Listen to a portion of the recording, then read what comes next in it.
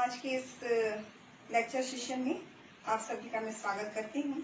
और आज का जो सेशन है वो बीएससी प्रथम वर्ष के छात्र छात्राओं के लिए है।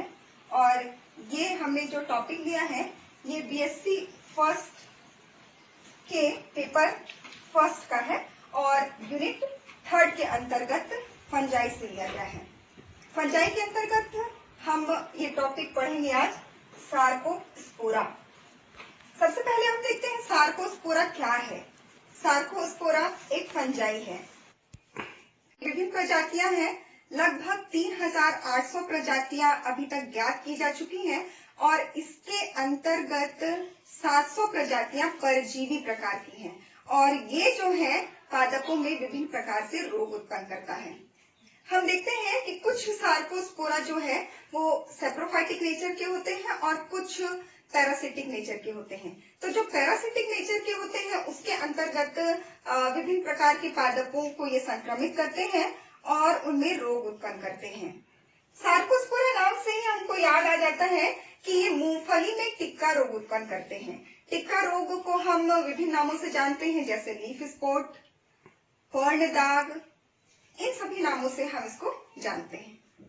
हम देखते हैं कि सार्कोस्पोरा चूंकि ये मूंगफली में टिक्का रोग उत्पन्न करता है तो मूंगफली उत्पादक विश्व के सभी देश, अमेरिका, ऑस्ट्रेलिया, अफ्रीका, भारत, जावा, मलेशिया, श्रीलंका, चीन, जापान आदि विभिन्न मूंगफली उत्पादक देशों में ये प्रमुखता से ये रोग पाया जाता है। हमारे देश में मूंगफली उत्पादक सभी प्रदेशों में ये मूंगफली में होने वाला प्रमुख रोग है।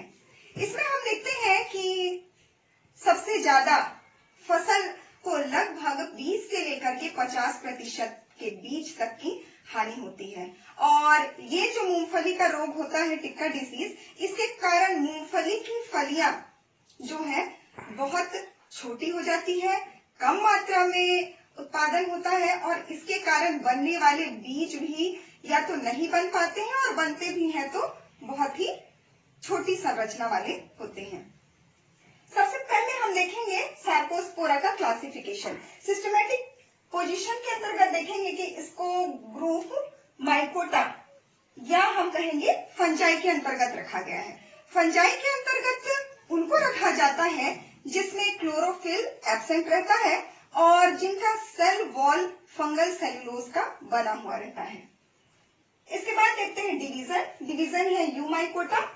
यूमाइकोटा के अंतर्गत आने वाले सदस्य कवक जो रहते हैं ये सत्य प्रकार के होते हैं और इनमें सेल वॉल स्पष्ट रूप से दिखाई देता है।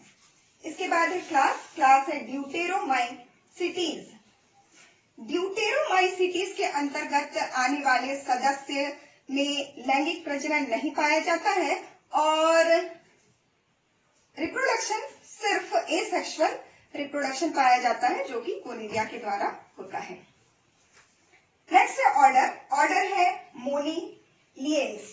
मोनीलिएंस के अंतर्गत आने वाले सदस्य जो रहते हैं उनके कोनिडियो 4 जो रहते हैं वो फ्रूटिंग बॉडी का निर्माण नहीं करते। नेक्स्ट है फैमिली है डिमेटेसी।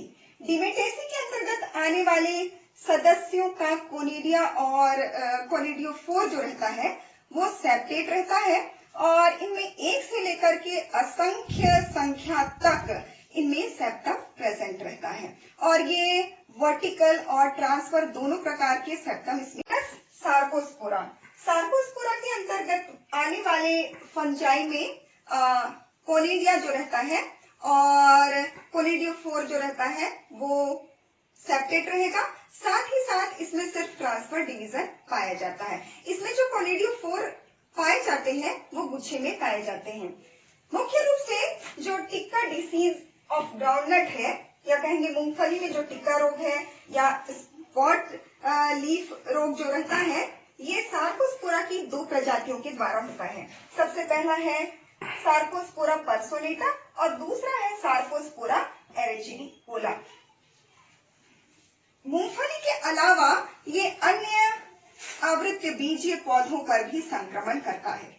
सार्कोस्पोरा विभिन्न प्रजातियों के पौधों पर संक्रमण करता है। उदाहरण के लिए हम देखेंगे सार्कोस्पोरा ओराइजी, ये धान की फसल में लीफ स्पॉट रोग उत्पन्न करता है। इसी प्रकार से सार्कोस्पोरा इंडिका, ये अरहर के पत्तियों पर दाग पत्र रोग उत्पन्न करता है। इसी प्रकार से सार्कोस्पोरा गॉसिपियम, ये जो रहता है ये कपास की पत्तियों पर लीफ स्पॉट रोग उत्पन्न करता है।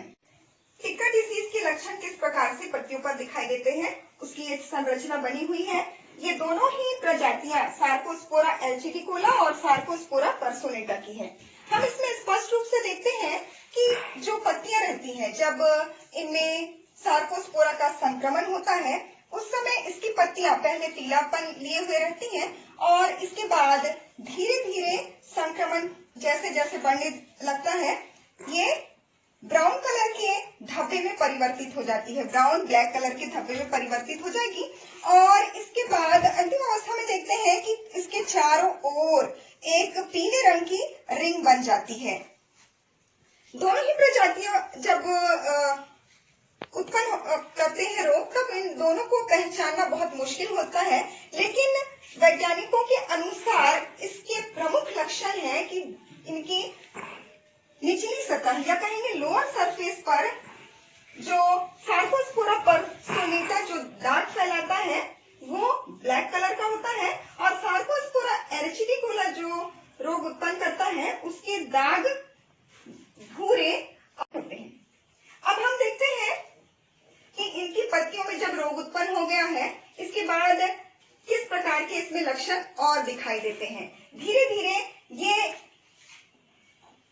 धीरे रोग का भाग बढ़ता जाएगा और ये रोग जो है बड़ा क्षेत्र ले लेता है। इस प्रकार से देखते हैं कि चूंकि अब इनका कलर चेंज हो गया है, ग्रीन से देख रहे हैं कि ब्लैक येलो कलर का हो गया है, ब्राउन कलर का हो गया है, जिसके कारण से ये फोटोसिंथेसिस नहीं कर सकते हैं। फोटोसिंथेसिस नहीं कर सकने के साथ साथ इनमें शर्करा, स्टार्च और श्वसन की दर बढ़ जाती है। फलतः धीरे धीरे ये पत्तियां जब भयावह रूप लेने लगती हैं तो साथ ही साथ ये पत्तियों के साथ साथ ये रोग जो है वो पेटियोल या हम कहेंगे पत्तियों का जो डंठल है और स्टेम वाले भाग में भी दिखाई देने लगते हैं। इस प्रकार से अंत में ये पत्तियां जो हैं वो झड़ जाती हैं।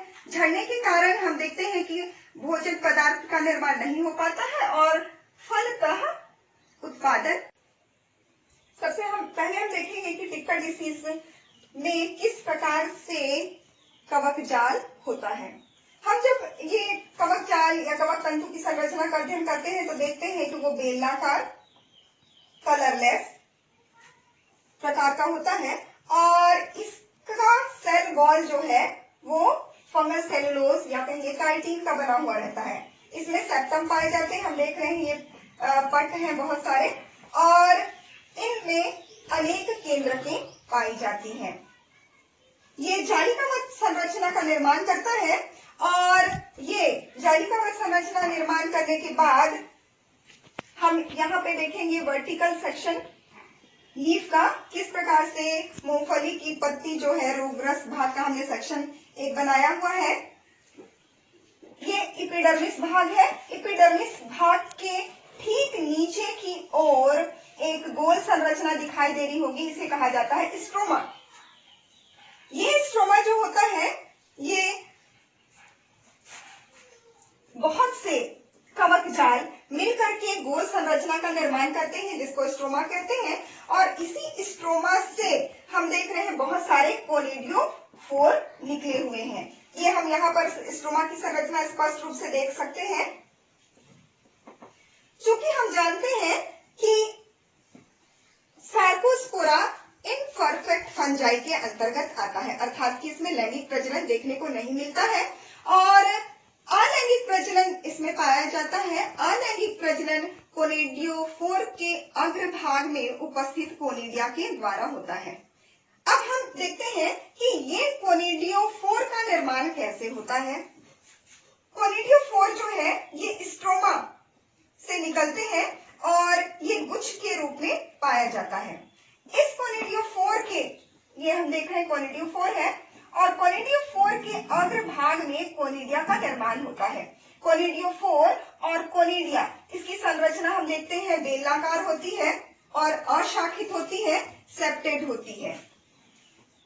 जब ये कोनिडियोफोर परिपक्व हो जाते हैं, उस समय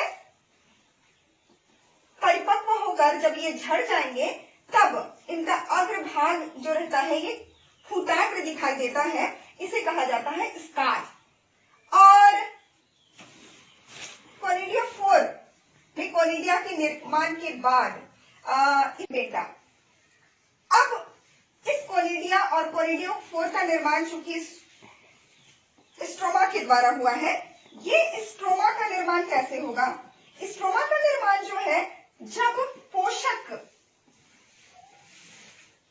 होस्ट टिश्यू या कहेंगे पोषक जो ऊतक रहते हैं, फंजाई जो है प्लांट की लीफ की एपिडर्मिस की परत के अंदर में देख रहे हैं कि स्ट्रोमा का निर्माण कर रही है, और इधर देख रहे हैं बहुत सारे मीजोफिल की कोशिकाएं बनी हुई है, जिसके अंदर हुंडीनुमा संरचना दिखाई दे रहा है।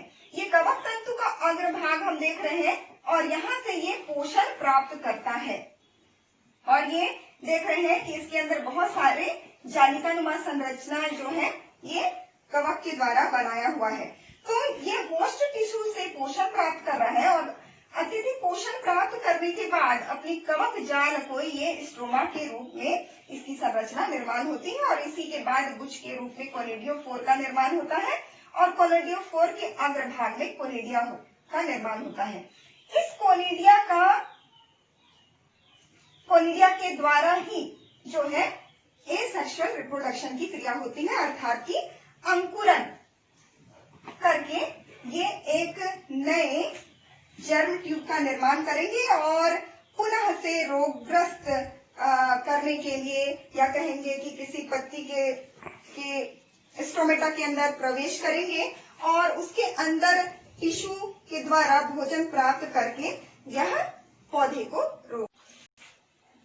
यहाँ देख रहे हैं ये मीजोफिल की सेल है, और ये हॉस्टीरिया है। हॉस्टीरिया अर्थात कि कवक तंतु का ये चूष्कांग है। चूष्कांग के द्वारा ही ये तरल रूप में मीजोफिल सेल से जो है पोषण प्राप्त करता है।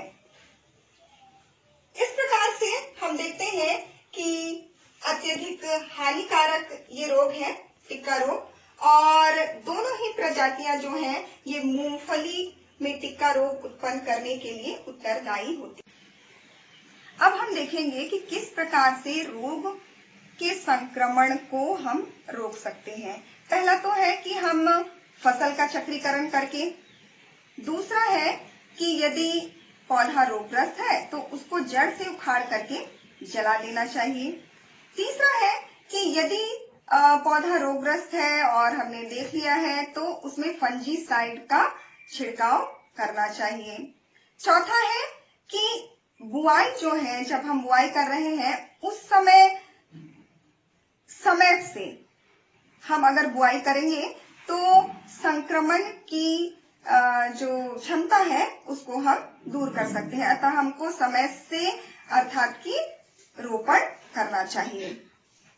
पांचवा हम देखते हैं कि इसमें जब बीजों को बोया जाता है उससे पहले हमको छिलके उतार देना चाहिए, और 5% कॉपर सल्फेट के विलयन में इसको डुबोकर बोने से संक्रमण जो है ये दूर हो जाता है।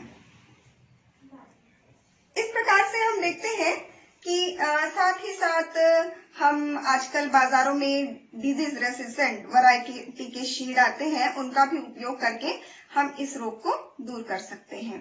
इस प्रकार से आज का लेक्चर यही समाप्त होता है। आप सभी को सुनने के लिए